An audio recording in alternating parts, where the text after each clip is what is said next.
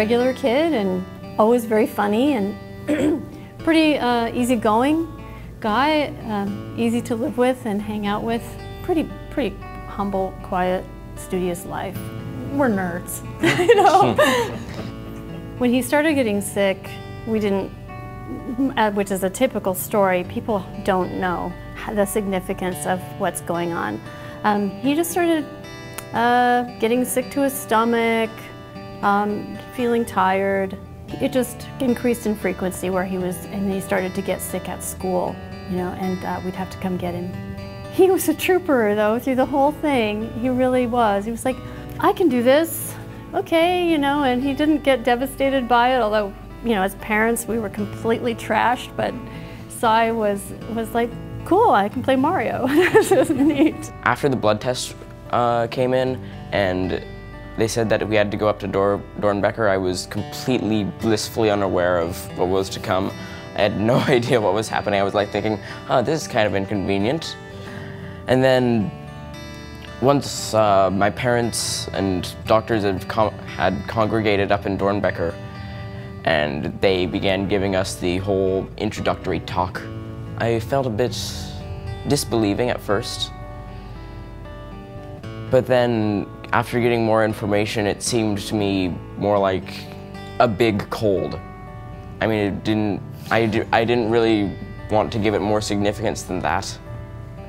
It seemed like it would work out better if I just didn't give it too much prominence.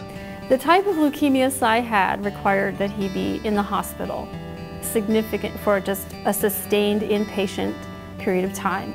But his treatment was profound. I mean, how do you tell somebody, okay, you're going to go through 10 days of chemotherapy, you're going to be sicker than you've ever been sick in your life. You may not make it through the first round of chemotherapy. Your pee is going to be red, your hair is going to fall out, you're going to have rashes head to toe, you're going to have, you know, fevers, illness, and then we found out that he will be heading straight to transplant. After the 3 typical treatment cycles, the plan was transplant, and provided he hit remission. And he was able to make remission. And his brother was a match for being a marrow-compatible donor. It blew my mind when we were in the hospital that there were people laughing in the hall, and I was crying my eyes out. It was just, well, actually, I was just so stunned and in shock. And I realized that was truly actually excellent way of dealing with this disease, is having fun while you're struggling and fighting and working towards a healthy day. School is great. I'm doing reasonably well in all my classes.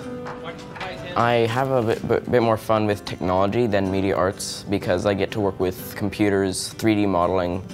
I'm making all sorts of stuff that I'm sort of like the class genius with Google SketchUp. I like drawing a lot. Drawings with stories. I usually like to make stories around each of my drawings. These ones, well, they look fierce, they're actually pretty nice, and the idea is that these guys, their species forms the majority of the galactic government. Before I was diagnosed, a normal day usually began with me waking up, being generally grumpy throughout my morning routine, and usually by the time I reach the school, all that grumpiness has receded, and I'm able to endure my classes rather smoothly, chat with friends, all those things that you'd expect any kid to do in school. After diagnosis, the day consisted of a lot less schoolwork and a lot more resting and not really enduring school, more just enduring the onslaught of chemotherapy and treatment. It was more of just a slush of time. Nothing really stood out.